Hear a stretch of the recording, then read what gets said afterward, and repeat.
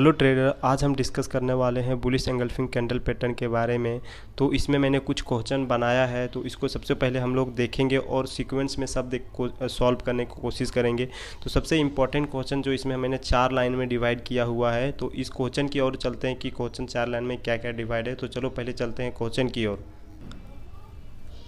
तो चलो अभी डिस्कस करते हैं बुलिश एंगल्फिंग का। जो हमें अभी 5 क्वेश्चन जिसको मैंने टिक मार के रखा है कि सबसे 5 क्वेश्चन जो इम्पोर्टेंट है इसके बारे में डिस्कस करेंगे और डीप में समझने का पूरा से तरीके से कोशिश करेंगे। तो सबसे पहले बात है कि बुलिश एंगल्फिंग का मीनिंग समझेंगे कि इसका मीनिंग क्या है, इसका लोकेशन कहाँ पे बनता है, एक्चुअली कहाँ पे फॉर्म होता है, इसके बारे में समझेंगे। इसका पीछे जो साइकोलॉजी है उसका साइकोलॉजी इसका कैसे काम करता है उसको समझने का कोशिश करेंगे। फिर एंट्री पॉइंट देखेंगे, फिर इसका एक्यूरेसी क्या है वो देखने का ट्राई करेंगे। तो चलो चलते हैं, पहले एक एक करके डिस्कस करते हैं इसके बारे में।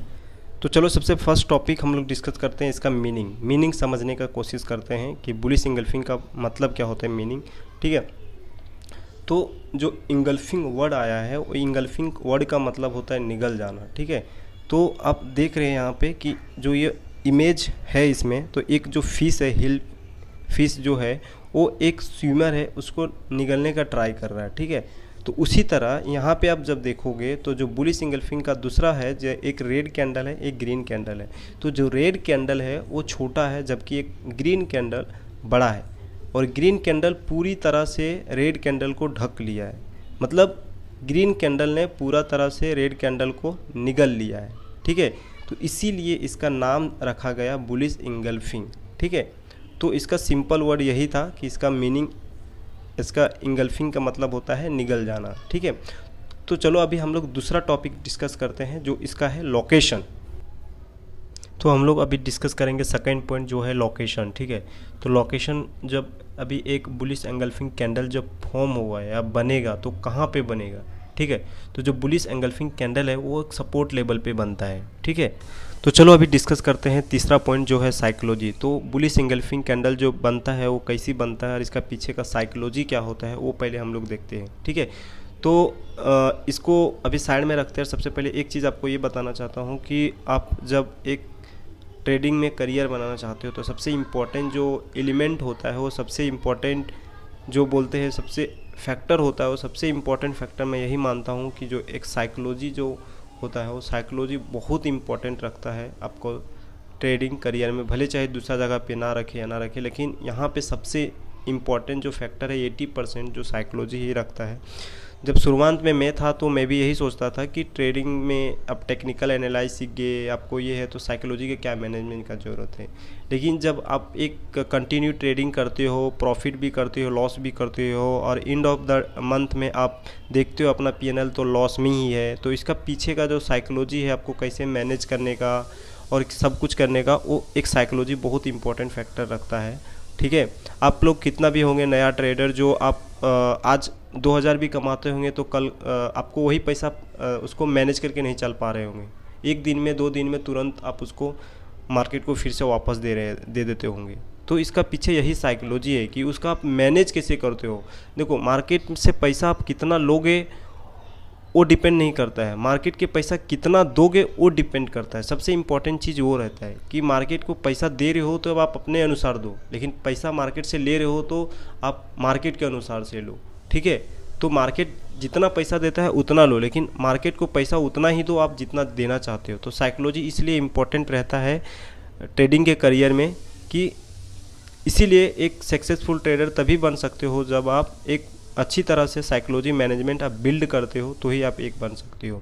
ठीक है, तो सबसे पहले बात करते हैं, डिस्कस करते हैं इसके बारे में, बुलिश एंगल्फिंग कैंडल के बारे में कि इसका पीछे का साइकोलॉजी क्या है, ये एक्चुअली बनता कैसे है, ये एक्चुअली वर्क कैसी काम करता है।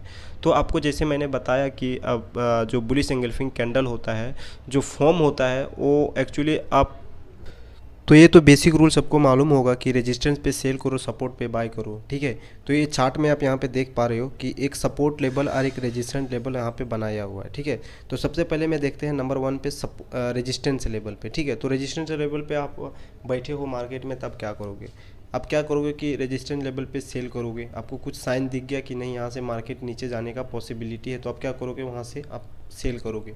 आप सेल करोगे तो आप टारगेट 1:2 रखोगे या फिर तो सोचोगे कि नहीं हमारे इसे सपोर्ट लेवल पे मैं एग्जिट कर दूंगा, क्योंकि सपोर्ट लेवल पे वहाँ पे हमारा ट्रेंड रिवर्सल होने का पॉसिबिलिटी है। तो वहाँ से आते आते अब क्या बन जाओगे, यहाँ पे बायर बन जाओगे, क्योंकि आप रेजिस्टेंस पे सेल किए हो। तो बायर कहाँ पे बनोगे आप, जहाँ पे पोजीशन एग्जिट करोगे। और पोजीशन कहाँ पे एग्जिट कर रहे हो आप, सपोर्ट लेवल पे। क्यों सपोर्ट लेवल पे क्यों एग्जिट कर रहे हो अपना पोजीशन, क्योंकि वहाँ से आपको भी पॉसिबिलिटी है कि नहीं वहाँ से मार्केट रिवर्स होने का चांसेस ज़्यादा रहता है। तो आप क्या करोगे, वहाँ पे आप सेलर थे आप बायर बन जाओगे वहाँ पे। और कुछ नया होगा, जो नए लोग होंगे जो वेट कर रहे होंगे कि नहीं इसको सपोर्ट लेवल पे आने दो, कुछ साइनअप दिखेगा उसका बाद हम लोग यहाँ से इसको बाय करेंगे। तो आप यहाँ आते आते अपना पोजीशन एक्सपायर अप करोगे, एग्जिट करोगे पोजीशन, तो आप क्या बन जाओगे, बायर बन जाओगे। नया वेट कर रहा है वो भी बायर बन जाएगा। तो यहाँ पे 2 बायर बन गया टोटल। अभी यहाँ पे एडिशनल बायर बन गया। अब इसका मतलब यहाँ से ट्रेंड रिवर्सल होने का पॉसिबिलिटी है। इसका मतलब यहाँ पे सेलर कम हो गए, बायर ज़्यादा हो गए। तो वही जो कैंडल फॉर्म होता है, जो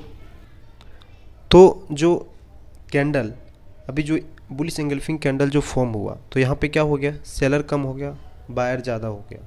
ठीक है, तो यही इसीलिए कैंडल इस तरह फॉर्म होता है, क्योंकि यहाँ पे सेलर है वो कम पड़ गया, यहाँ बायर ज़्यादा हो गया। ठीक है, अब यहाँ से ये पॉसिबिलिटी है कि मार्केट यहाँ से रिवर्स हो सकता है। ये साइन अप है और ये सपोर्ट लेवल पे फॉर्म होता है। अभी हम लोग चौथा पॉइंट देखेंगे कि एंट्री कहाँ पे लेंगे। तो इसमें एंट्री किस तरह लेंगे हम लोग जब बुलिश एंगल्फिंग कैंडल हो। तो सबसे पहले बात है कि हम लोग को सबसे पहले ध्यान देने का कि ये कैंडल एक्चुअली फॉर्म किस तरह हो रहा है। ठीक है, एक कैंडल को एक्चुअली फॉर्म होने देने का पहले अच्छी तरह से आइडेंटिफाई करो कैंडल एक्चुअली उसी तरह है या नहीं है, फॉर्म हो रहा है या नहीं हो रहा है। ऐसा नहीं कि आप जल्दीबाजी में ले रहे हो, बाद में पता चल रहा है नहीं ये सपोर्ट लेवल पे नहीं था। तो ऐसा नहीं होना चाहिए, आपको परफेक्ट होना है। आपको सपोर्ट और रेजिस्टेंस लेवल पहले से ड्रॉ करके रखने का ज़रूरी, ये कंपलसरी है। तो आप एंट्री इसमें कैसे लोगे कि आपका जैसे ये रेड कैंडल फॉर्म हुआ और ये ग्रीन कैंडल फॉर्म हुआ, एक ग्रीन कैंडल के फॉर्म होने के बाद इस पर एक और ग्रीन कैंडल फॉर्म होके ऊपर, ये ग्रीन कैंडल के जब ऊपर क्लोज देगा एक कैंडल, तो जाके हम एंट्री पॉइंट बनाएंगे। ठीक है, क्योंकि तब यहाँ से हमें पता चलेगा कि यहाँ से बायर एक्टिव हो चुका है। ठीक है, इसका ऊपर एक कैंडल क्लोज होगा तो और इसका एक बात भी ध्यान में रखने के आपको कि ऐसा नहीं हो कि रेड कैंडल इतना बड़ा हो और जो ग्रीन कैंडल हो वो पूरा बड़ा फॉर्म हो गया हो, तो वैसा में हम लोग एंट्री नहीं लेंगे। क्योंकि एक्चुअली यहाँ से बायर लोग ऑलरेडी प्रॉफिट कर चुके हैं, यहाँ से वहाँ तक मूव कर चुका है। इसका मतलब अब चांसेस है कि उन लोग भी छोटा मोटा प्रॉफिट करके निकल जाएंगे, तो वहाँ से अभी वो मूवमेंट नहीं मिलेगा आपको। तो इसीलिए आपको ध्यान में रखने का कि रेजिस्टेंस सपोर्ट लेवल का डिस्टेंस क्या है और वहाँ से पॉसिबिलिटी कितना दूर जाने का है, तो ये आपको ध्यान में रखने का। ठीक है, तो ग्रीन कैंडल ज़्यादा बड़ा भी नहीं होना चाहिए, ज़्यादा छोटा भी नहीं होना चाहिए। कैसा होना चाहिए वो आपको लास्ट में बताता हूँ, उसको आपको दे दूंगा कि कौन सा एक्यूरेसी कैसा काम करता है, कितना परसेंटेज में कैसा होना चाहिए। इसका एक्यूरेसी ज़्यादा रहता है, परफेक्ट है 100% जाने का, तो आपको बता दूंगा मैं वो। ठीक है, लास्ट में। तो आपको एंट्री समझ में आ गया होगा कि आपको एक ग्रीन कैंडल के ऊपर जब अबव क्लोज दे देता है तो आपको एंट्री बनाने का। ठीक है, उसके पहले नहीं बनाने का, ध्यान में रखने का ये हमेशा सपोर्ट लेवल पे होना चाहिए। ठीक है, तो अभी लास्ट पॉइंट रहा है हम लोग का एक्यूरेसी का। तो एक्यूरेसी के देखते हैं कि इसका एक्यूरेसी कितना पॉइंट। तो ये जो बुलिश इंगल्फिंग कैंडल है उसका जो एक्यूरेसी है वो ऑलमोस्ट, जो इसको आप एवरेज लेके चलोगे या मोस्ट ऑफ टाइम जो होता है वो 70 से 80% तक रहता है। अगर आप इसको अच्छी से आइडेंटिफाई कर सकते हो, अच्छी से पहचान सकते हो तो ठीक है ना। तो आप इसको अच्छे से, मैं कुछ इसको कुछ टाइप का जब फॉर्म होता है सपोर्ट लेवल पे तो इसका एक्यूरेसी कितना रहता है, तो मैं आपको इसका कुछ चार्ट दे लाइक इसका किस टाइप का कितना टाइप का बुलिश इंगल्फिंग कैंडल फॉर्म होता है, एक्यूरेसी क्या है उसका विनिंग का, तो वो मैं आपको कुछ चार्ट में देता हूँ, तो उसको आप देख लो। आप ऐसा हो सकता है आप लिख भी लो उसको, अच्छा रहेगा। लेकिन तो कुछ यहाँ पे बुलिश कैंडल का जो पैटर्न है और कितना प्रकार का बुलिश कैंडल होता है, बुलिश इंगल्फिंग कैंडल, वो इसका यहाँ पे चार्ट में 6 प्रकार का जो होता है वो दिया हुआ है। तो आप इसको हो सकते तो कॉपी भी कर लो। तो बस आज के लिए सीरीज़ ख़त्म होता है और नेक्स्ट सीरीज़ भी लाने वाला हूँ और हम लोग कुछ नया भी लाने वाले हैं, तो उसको अभी हम लोग प्लान कर रहे हैं, ऊपर से उसका पे भी काम भी कर रहे हैं।